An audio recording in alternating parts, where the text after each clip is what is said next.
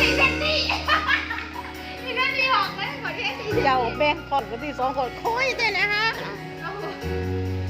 โต๊ะไปนะโต๊ะมาได้เลยว่าแม่มันก็สิมี ตบมือข้างเดียวสิเรายุติถ้าแทนเธอบ่มีใจถ้าสันเน้นปฏิเสธไปก็จบสำนันแต่เขาบอกว่าเขาโสดในหอดแพงใต้ไม่ไหว หวายเอาชวนได้วันนี้โอ้ยไอ้โอ้นี่เดี๋ยวจีลากี่ปอมาเอาเด็กมาได้